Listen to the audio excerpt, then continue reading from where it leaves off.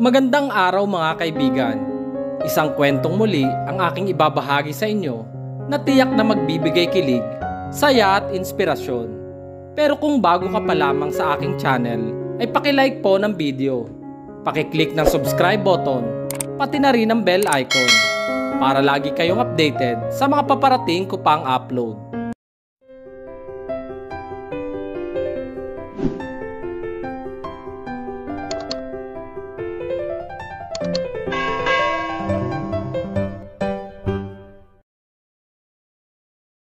Like person over voice. Hindi naman masama ang magabol, hindi ba? Lalo kung mahal na mahal mo ang isang tao. Para sa akin, hindi uso ang sinasabi nilang kapag babae ka, hihintayin mo lalaki maunang gumawa ng hakbang para mapalapit sa'yo. Ako, hindi naniniwala sa ideyang iyon. Dahil bukod sa moderno na ang panahon, malayong malayo tayo sa kinagisnang panahon ni Maria Clara at Crisostomo Ibarra. Kapag hindi ako kumilos, siguradong walang mangyayari dahil kahit magunaw ang mundo, ay hindi magpapahayag ng motibo ang isang First Miller. Mas mahal pa noon ang libro at unan niya kaysa sa akin. Minsan nga nahiling ko na sana isa nila akong libro uunan para mapansin niya ako. Malalim akong napabuntong hininga. Ma'am, parang ang tanda-tanda niyo na kung magbuntong hininga. May problema ba? Napanguso ko dahil sa sinabi ni Mang Berto, ang family driver namin. Gusto ko na nga pong maging dalaga para naman mapansin ako ni First. Ayaw niya kasi sa bata. Hindi na naman ako bata eh. Tumawa si Mang Berto. Huwag ka magmadaling tumanda. Darating din yun. Hindi dapat minamadali ang pag-ibig, iha. Sa edad mong 17, dapat ina-enjoy mong kabataan mo. Mas lalo ko napasimangot sa payo niya. Matanda na po ako. Ani ko. Pero mas matanda pa rin po sa inyo si First, mahal na prinsesa. Biglang nag-iba ang mood ko dahil sa sinabi niya. Kapag yun ang pinag-uusapan, nakakaramdam agad ako ng inis. Hindi ko mapigilan. Pinili ko na lang na manahimik. Ibinaling ang atensyon sa labas ng bintana. Ayoko na magsalita kung edad ang pag-uusapan. Pasensya ka na, iha, sa sinabi ko. Hingin pa umanhin niya. Napansin siguro ang pagsimangot ko. Pasensya na rin po.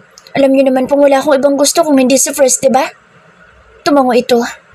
Ayoko pong binabanggit ang tungkol sa edad dahil parang sinasabi niyong hindi kami pwede. Ngiti lang ang isinagot niya. Ilang sandali pa ay naging maaliwalas na ulit ang mood ko dahil tanaw ko na ang malaking bahay ng mga Miller. Makikita ko na ulit ang First Miller ko. Wala pa man ay kinikilig na ako. Nandito na tayo. Napapapalakpak ako nang inihintunan ni Mang Berto ang sakyan pagkatapat sa gate. Mang Berto, pakisundo na lang po ako after lunch ha? Sabi ko. Kinuha ko ang 2 paper bag at isinuot ang Hermes purple sling bag ko. Mabilis akong tumakbo papasok. Binabati ako ng mga guard at ng mga katulong na nakakasalubong ko at niningitian ko naman sila. Kilalang kilala na ako dito, kaya hindi na kailangan magpaalam para makapasok. Napakagandang bata talaga. Ang cute niya sa purple bag niya. Prinsesa ang dating ng batang ito. Salamat po. Masayang sigaw ko sa lahat. Napabungis-ngis ako nang sa wakas ay makalapit na ako sa main door. Hi, Kuya Second. Masiglang bati ko nang buksan niya ang pinto.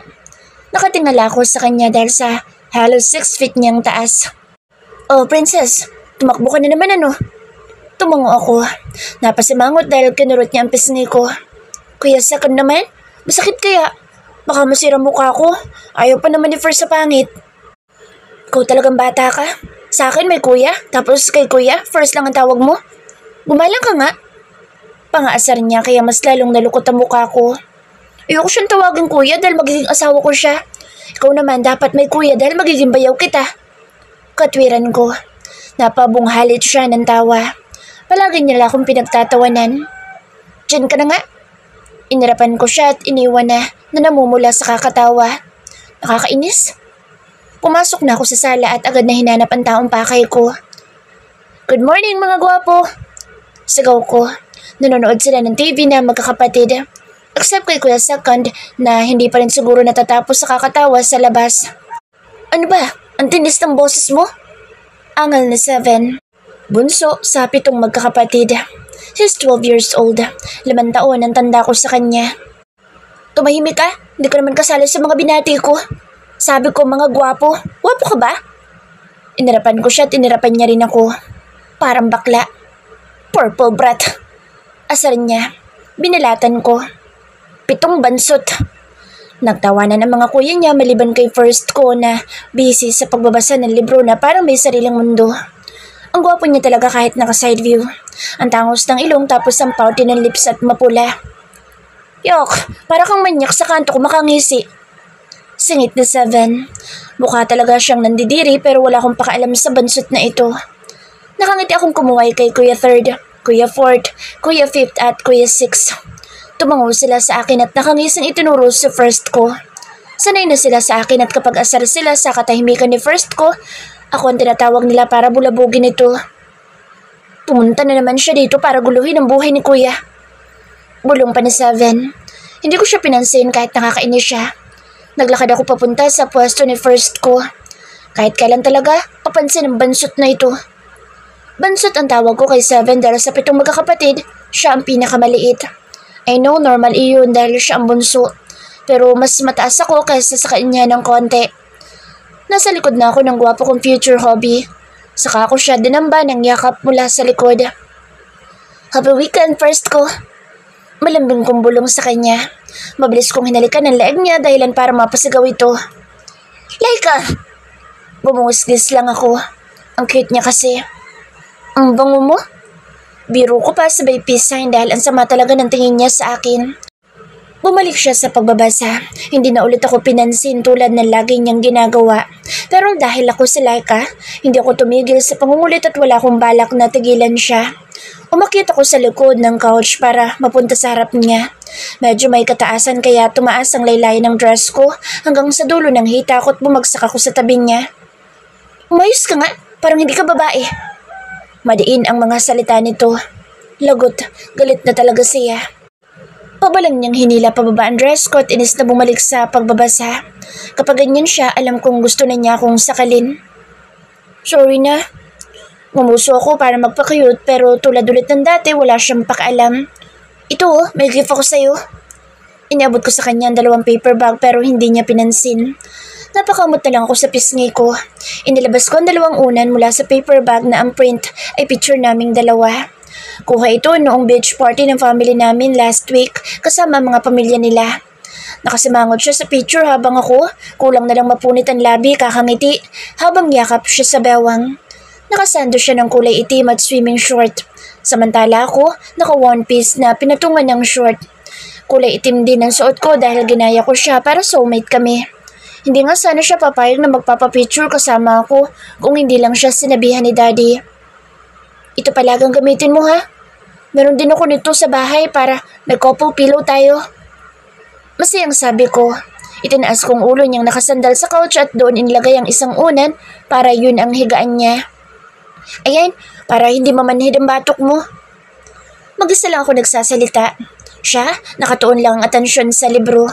Parang hindi buong araw niya kapag hindi niya agad yun natapos. Napabuntong hininga na lang ako na niyakap ang isa pang unan. Agad na wala ang bigat ng kalooban ko sa hindi niya pagpansin sa akin dahil sa larawan na nasa unan. Parang tanga ko iyong tinitigan habang ngingiti-ngiti. Bakit ang gwapo-gwapo mo kahit nakasimangot? Ang macho-macho mo pa? Kapag asawa na kita? Naku, kakagatin talaga kita para sulit naman ang pagtsatsaga ko sa kasungitan mo. Pabulong kong pagkausap sa picture. Nang gigigil kong hinalik-halikan pero dahil naiinis na naman ako, kinagat ko na ng tuluyan. What are you doing, Laika? Napaiktad ako dahil sa pagsasalita ng gwapo kong katabi. Naniningkit sa inis ang kanyang mga matang nakatingin sa una na kagat ko. Mabilis kong inalis sa mga labi ko doon at mariin na kinagat para pigilan ang kilig. Bakit ba? Kinikilig ako dahil kinausap niya ako kahit pa nakasimangot. At least pinansin niya ako. Bilang lang sa mga daliri ko sa kamay ang kausapin niya. Ano kasi? Ang gwapo-gwapo mo dito. Nanggigigil ako. Umiwas ako ng tingin para hindi niya makita ang pamumula ng mukha ko. Kinurot-kurot ko pa ang ibabang labi para mabuhasan ng kilig. Go home. Seryoso niyang utos. Napasimangot ako pero tumayo na rin. Lahat naman ng utos niya sinusunod ko kahit ayaw ko. Basta wag lang ang layuan at tigilan siya dahil kahit anong taboy niya sa akin ay hindi ako titigil. Para niya na rin na sinabing wag na akong huminga. Babalik na lang ako bukas after school. Nakangiti ko sabi sa kanya at mabilis na inayos ang gulo niyang buhok. Ang gwapo niya talaga. May pasok ka bukas, princess? I thought start na ng summer vacation niyo. Tanong ni Kuya Fifth. Sandali akong bumaling sa kanya. Start na nga po pero gusto ko pong mag-apply ng summer class para maging advance ako sa mga schoolmates ko. Hindi ka ba nagsasawa sa kakaaral? No, para sa future namin ni first ko yun eh. Nagtawanan na naman sila at nagkantsawan. Pinigil ko ang ngiti ko dahil ramdam ko ang matalim na tingin na ipinupukol sa akin ni first. Bago pa man niya ako mapagalitan sa kakulitan ko, mabilis na akong tumalikod at lumabas. Kinabukasan, nagising ako sa mga katok. Pupungas-pungas akong umupo sa kama ko habang nakabalot pa rin ang buong katawan sa makapal na kumot. Napakaganda ng panaginip ko. Kasama ko doon ang first ko. Good morning, princess. Napangiti ako sa malambing na bati sa akin ni mommy. Good morning, mom. Yumakap ako na mahigpit sa kanya. Hinalikan siya sa pisngi. Fix yourself, princess. Pupunta tayo sa CSU. Makikipagkita ko sa ninang mo, then we will go shopping. Nagningning ang mga mata ko sa tuwa. Agad na tumalima. Parang magic word ang binanggit niyang mga salita. Campus San Sebastian University. Doon nag-aaral si first ko. University, din, ang ninang aura ko doon. Patalon-talon akong tumakbo papunta sa CR para maligo. Mabilis ako natapos sa pagbibihis. Ngayon, malapad ang ngiting nakaharap ako sa full-length mirror habang sinusuri ang ayos ko. Kailangan maging maganda ako para malamangan ko ang ibang mga babaeng nagkakagusto sa first ko. Nakasuot ako ng Christian Dior, large black jeans denim at pinarisan ko iyon ng Gucci off-white crop cardigan para makita ang hubog ng katawan ko. Kinuha ko ang paborito kong Miu Miu patent sandals. Hindi kataasan ang takong ng sandals ko dahil sa edad kong 17, halos maabot ko ng 5'6" height. Nakuha ko iyon sa daddy kong pure Brazilian. Pero ang kutis kong kayumanggi naman ako sa mommy kong pure Filipina. Marami nagsasabi na mukha daw akong manika, lalo kapag nakatulala at hindi nagsasalita. Naglagay ako ng red lipstick at konting pulbo. Napangiti ako. Nagustuhan kong outfit ko ngayon. Nagmukha akong college student. Umikot-ikot pa ako sa harap ng salamin. Nang makontento, dinampot ko ang kulay itim kong shoulder bag na binili pa ni daddy mula sa Paris. Hindi halata na nagmamadaling magdalagang princess namin.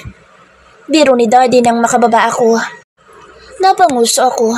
Sabay silang natawa ni mommy. Dalagang-dalaga ka na? Natuwa ako sa sinabi ni mommy. Dapat lang, mommy, para bagay na kami, the first ko. Sagot ko, itinago ko ang kilig na nararamdaman ko. Let's go then. Agad kaming sumakay sa kotse.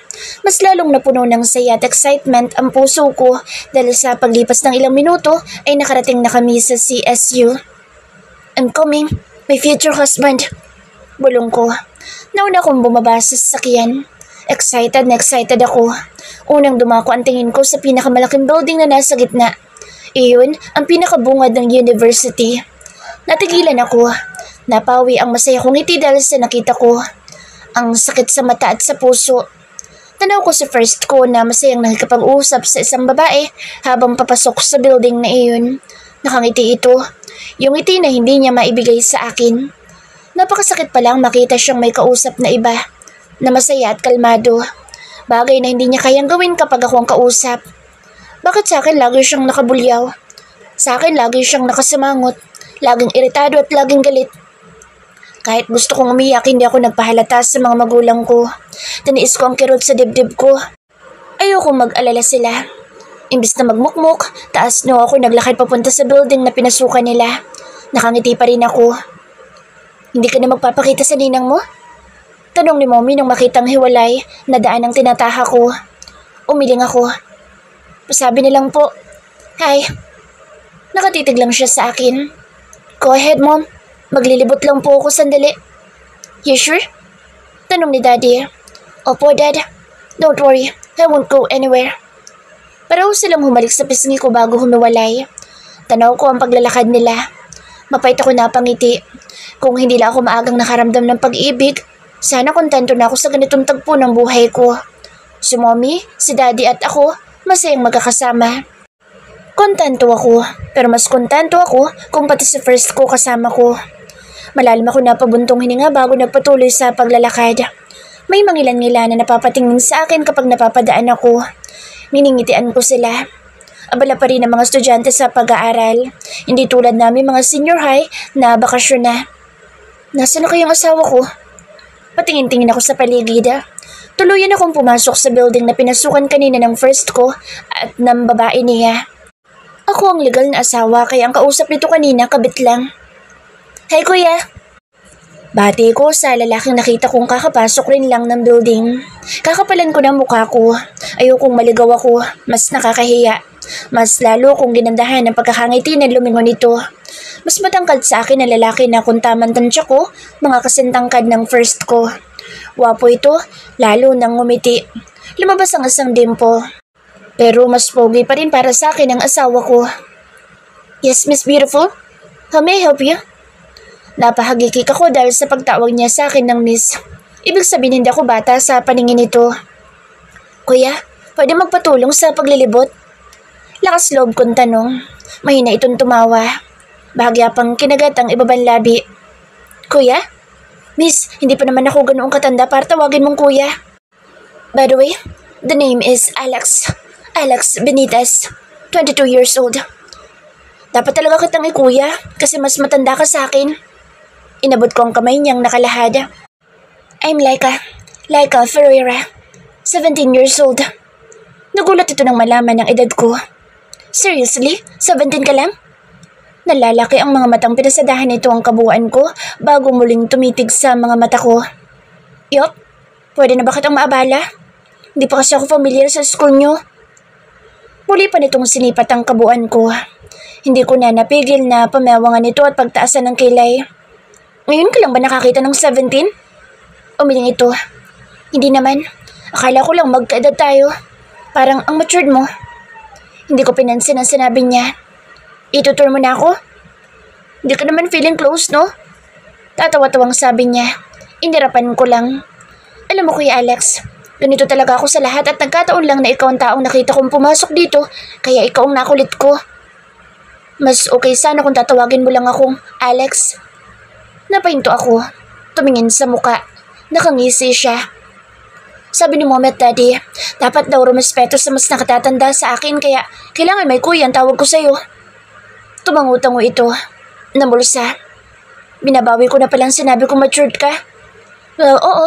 Physically dahil sa ayos mo pero kapag nagsalita, batang-bata talaga.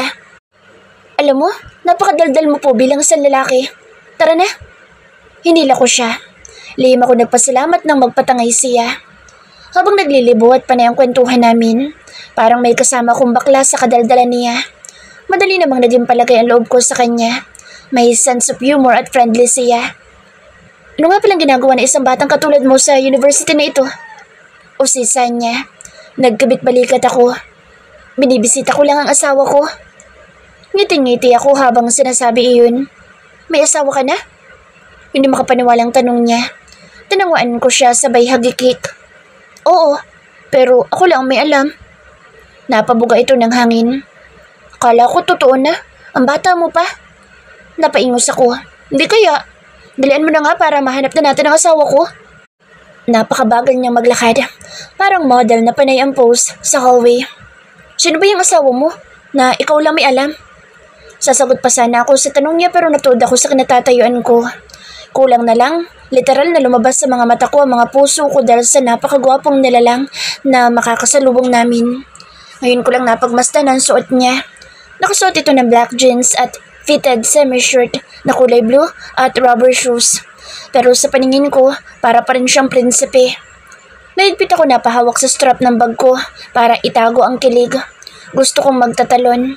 Pareho kami ng kulay ng jeans. Meant to be talaga kami.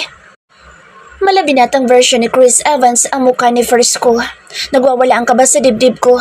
Dagdagan pa ng matikas nitong tindig at bruskong pangangatawan na ang sarap yakapin. Hoy, galaw-galaw. Tulo na laway mo. Naramdaman kong pagtapik ni Alex sa braso ko pero wala akong oras na pansinin. Mabilis akong tumakbo sa gawin ng asawa ko. First ko!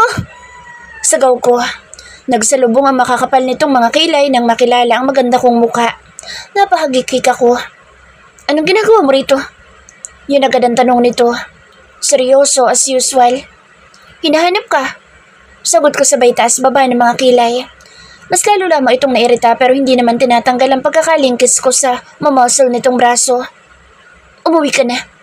Mariing utos nito. Ayaw. Sabay iling ko. Sino siya first?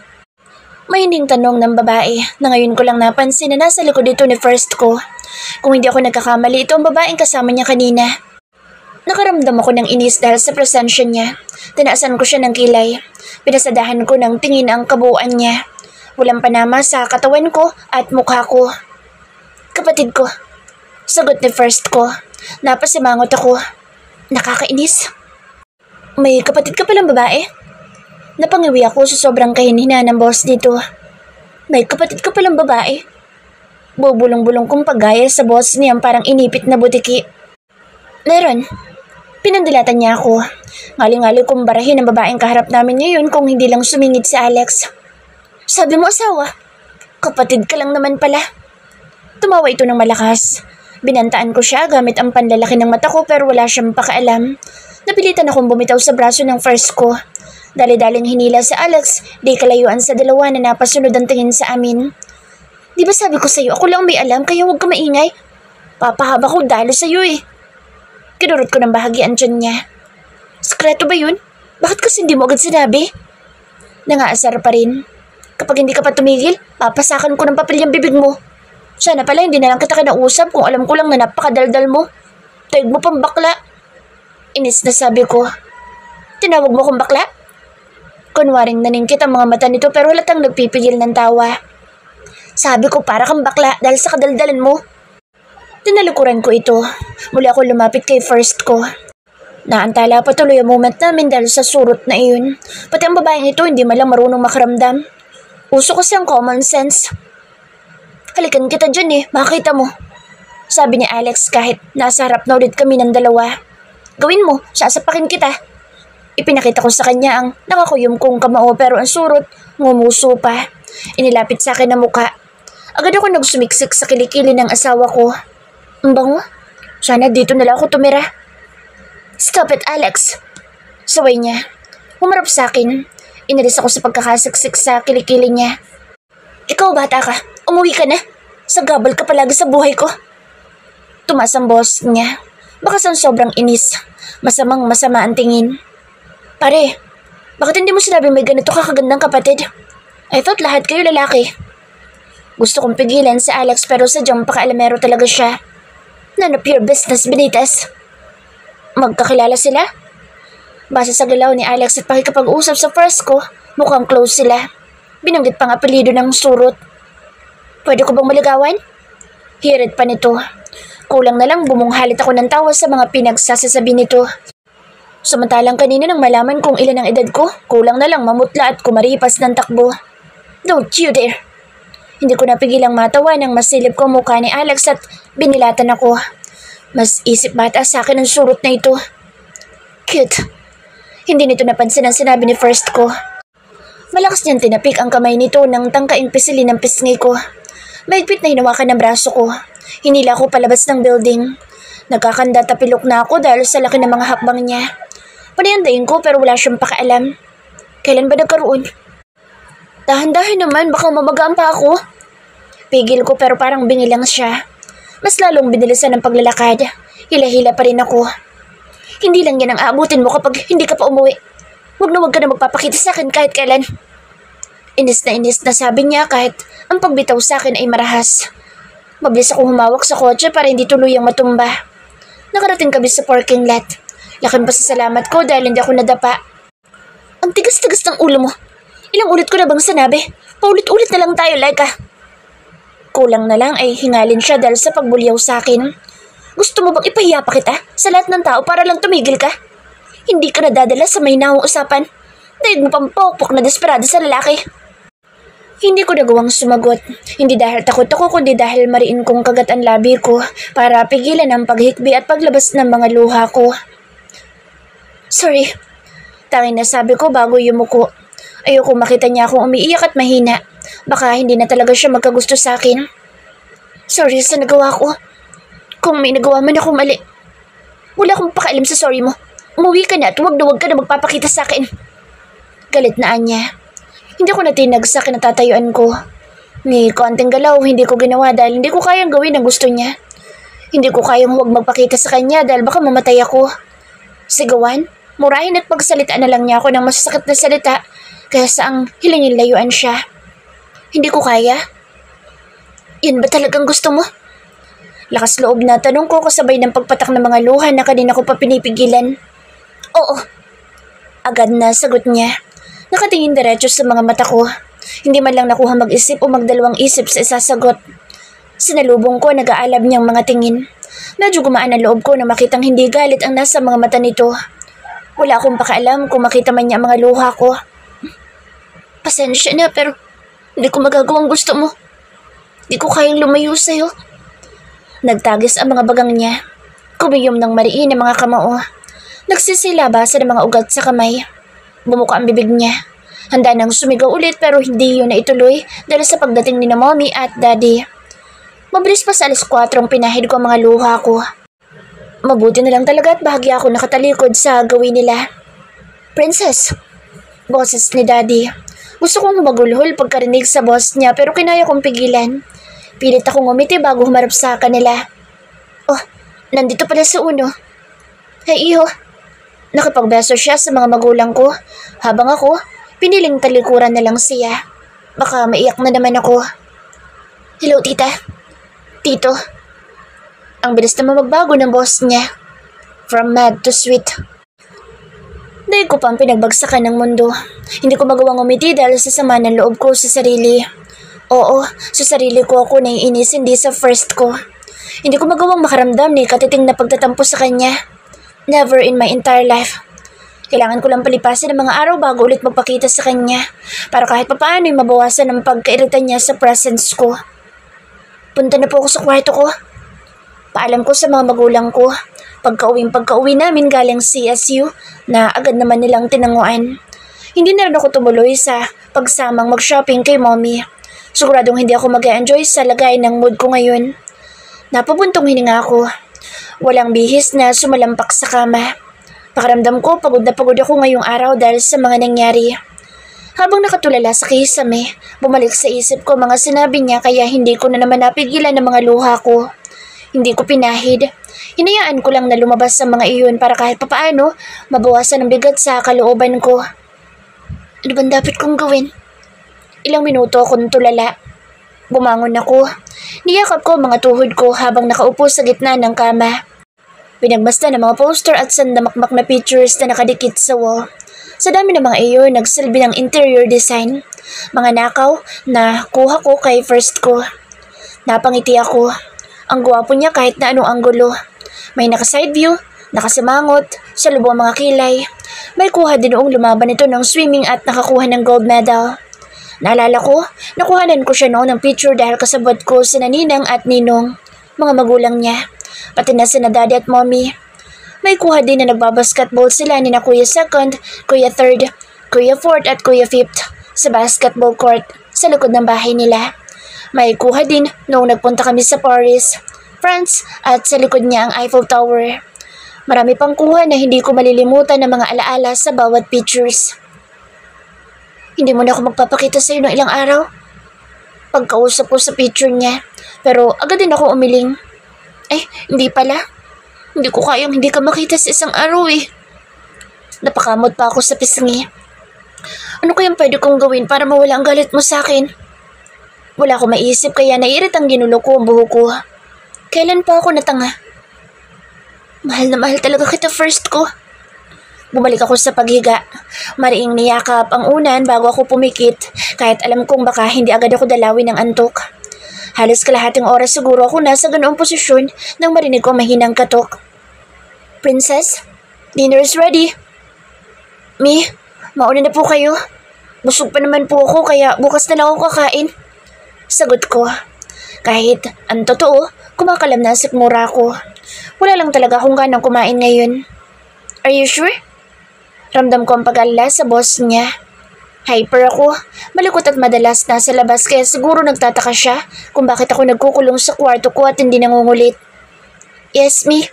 Don't worry about me. Okay, if that's what you want. Sleep well at tawagin mo lang si mommy kapag nagutom ka. Tumango ako na parang nakikita niya. Opo. Welcome to Princess Laika's Castle. Nakarinig ako ng boss ng mga lalaki. Marami mga yabag na pumasok sa kwarto ko kaya nagmulat ako. Kaso agad din akong napapikit dahil sa pag-ikot ng paningin ko at pagkirot ng ulo. Kahit talaga kailan, ang pangit matulog ng babaeng ito. May kumurot sa pisngi ko. Napaungol ako sa inis. Alam ko na kung sino mga walang pasabi ang may-ari ng mga boses. Nandito ang magkakapatid na Miller sa bahay namin. Siguradong ang kumurot sa pisngi ko ay si Bansot.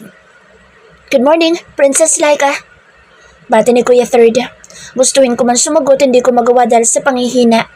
Mahapdi ang lalamunan ko. Sa tagal namin magkakasama kahit boses lang, kilala ko na sa kanila. Ang iba nahihirapang kilalanin ng bawat isa sa magkakapatid dahil halos magkakamuka at magkakatulad ang hubog ng mga katawan. Ako, kilala ko sila sa bawat anggulo kaya hindi ako maaaring magkamali. Pinilit ko na magmulat ng mga mata pero mas lalo lang akong nahilo. Princess, are you okay? Si Kuya Second. Naramdaman ko ang paglubog ng gilid ng kama ko. Ang paglapat ng kamay nito sa noo at leg ko. Hala, ang init mo. Alalang sabi niya. Seventh, ko, Tita Mi, and Tito D. May lagnat si Princess.